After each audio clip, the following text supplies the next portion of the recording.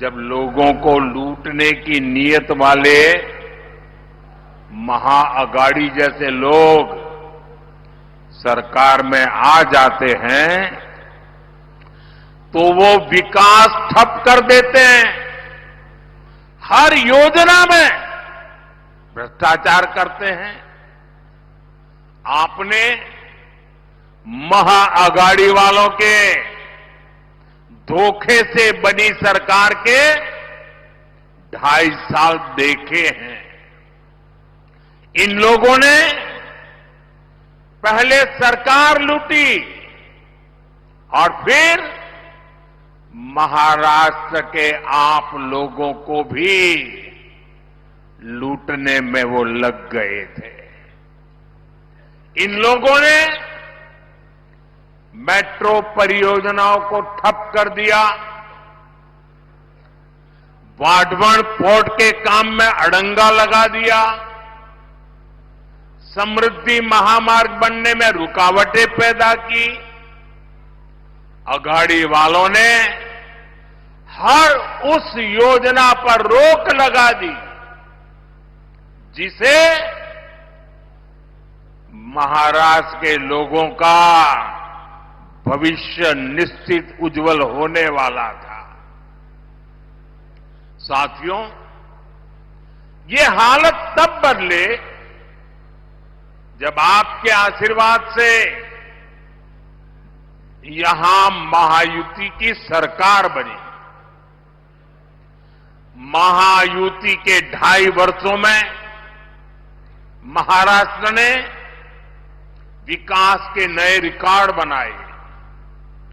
शिंदे जी की कमान में 2.5 वर्षों में महाराष्ट्र को उसका गौरव वापस मिला है, विकास का भरोसा वापस मिला है।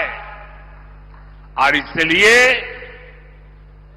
मैं महाराष्ट्र के मतदाताओं से आग्रहपूर्वक कहूंगा, आप सबको याद रखना है, भाजपा महायुती आहे तर गती आहे। महाराष्ट्राची प्रगति आहे। साथियों, मैं आज महायुति को बहुत बहुत बधाई देना चाहता हूं। महायुति ने महाराष्ट्र को नई समृद्धि देने वाला वचननामा जारी किया है। महायुति के 10 संकल्पों की बहुत चर्चा हो रही है। शिंदे जी, मेरे मित्र देवेंद्र फडणवीस जी और अजित पवार जी ने जनता के सुझावों से ये शानदार वचननामा तैयार किया है। महायुतीचा वचननामा विकासाची वाढेल गती, महाराष्ट्राची होणार हमखास प्रगती। महायुति के इस वचननामे में,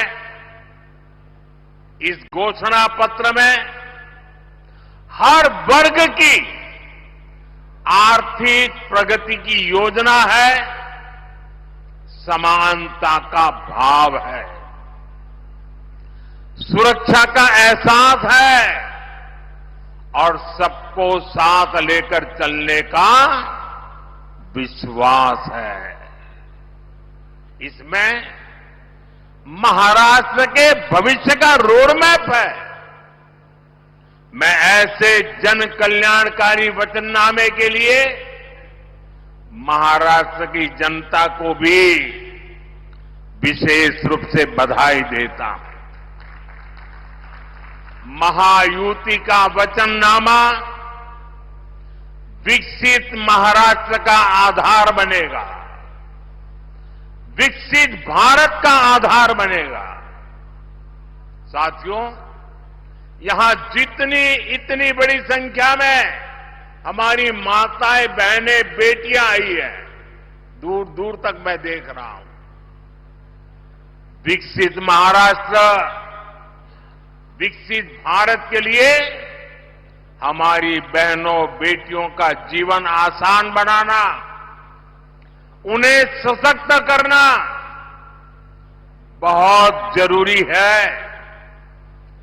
जब महिलाएं आगे बढ़ती हैं तो पूरा समाज तेजी से प्रगति करता है। इसलिए पिछले 10 वर्षों में केंद्र सरकार ने महिलाओं को केंद्र में रखकर अनेक बड़े बड़े फैसले लिए हैं। पिछली सरकारों ने सैनिक स्कूलों से लेकर काम के कई क्षेत्रों में महिलाओं का रास्ता रोका हुआ था। ये मोदी है, उसने वो सारे बंधन हटाए, महिलाओं को ज्यादा से ज्यादा क्षेत्रों में काम के अवसर दे दिए, सारे दरवाजे खोल दिए। हमने नारी शक्ति बंधन अधिनियम के जरिए विधानसभाओं और संसद में महिलाओं को आरक्षण का अधिकार दिया। शौचालय से लेकर गैस सिलेंडर तक हर योजना के केंद्र में हमारी माताएं, बहनें ही रही है। हमने जब इन योजनाओं को शुरू किया था तब कांग्रेस के लोग हमारा मजाक उड़ाते थे, लेकिन आज वही योजनाएं महिला सशक्तिकरण का पर्याय बन गई है। मुझे खुशी है कि महाराष्ट्र की महायुति सरकार भी हमारे विजन को आगे बढ़ा रही है। माताओं को, बहनों के लिए यहां अनेक योजनाएं शुरू की गई है। आज महाराष्ट्र में हर डॉक्यूमेंट पर माता का नाम अनिवार्य कर दिया गया है। महायुति सरकार के इस फैसले का हर किसी ने खुले दिल से स्वागत किया।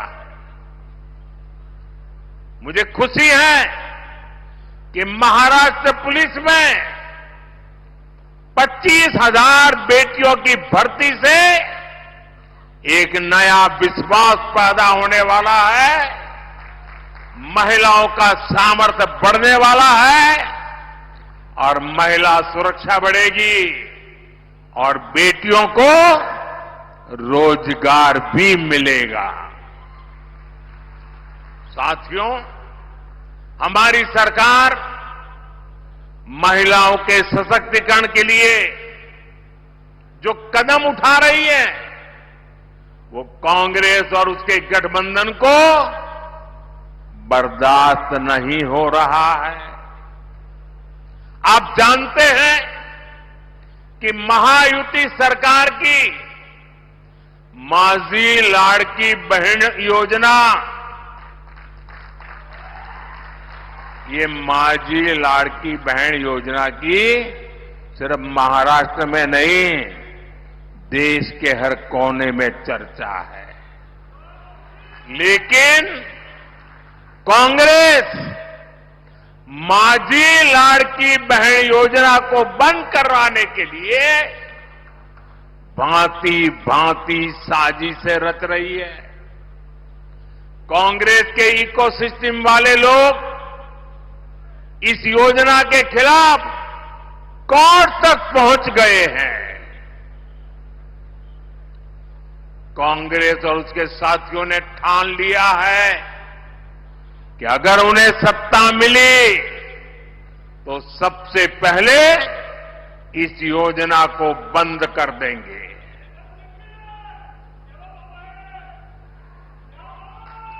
मैं जरा आपसे पूछना चाहता हूं, क्या महिलाओं के लिए ये योजना चलनी चाहिए कि नहीं चलनी चाहिए? महिलाओं को लाभ मिलना चाहिए कि नहीं मिलना चाहिए?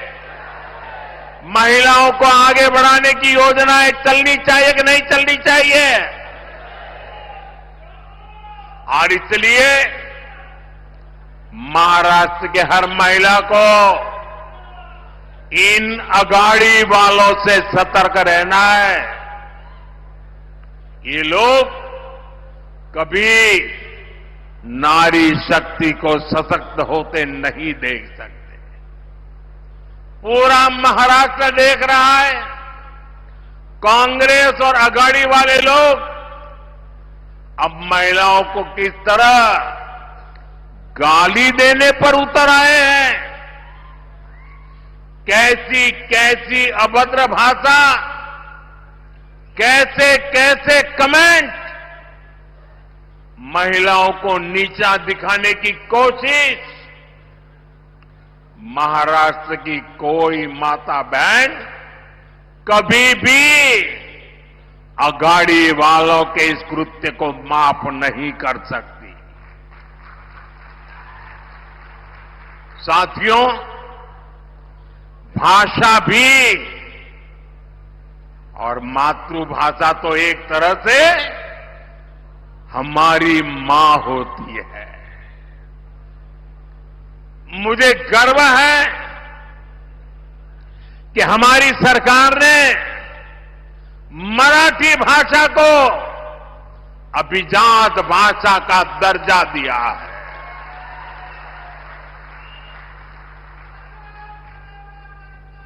इस फैसले के बाद मुझे देश और दुनिया भर के मराठी भाषी लोगों के संदेश मिल रहे हैं। लोग इस फैसले से भावुक हैं। ये उनका वर्षों पुराना सपना था, जिसे हमारी सरकार ने पूरा किया है। भाई और बहनों, मराठी भाषा को अभिजात भाषा का दर्जा मिले, ये दशकों से महाराष्ट्र के लोगों की इच्छा थी, मांग थी। कांग्रेस पार्टी ने महाराष्ट्र में भी राज किया है, केंद्र में भी राज किया है और केंद्र में महाराष्ट्र में एक साथ भी राज किया है, सरकारें चलाई। लेकिन मराठी को अभिजात भाषा का दर्जा मिले, इन्हें इसकी जरूरत नहीं लगी। इन्होंने हमेशा मराठी भाषा के सम्मान की मांग को अनदेखा किया। उन्हें अब भी परेशानी हो रही है। ये काम मोदी ने कैसे कर दिया? मोदी ने क्यों कर दिया? महाराष्ट्र के नाम पर राजनीति करने वाले अघाड़ी वालों का यही असली चेहरा है। साथियों, महाराष्ट्र में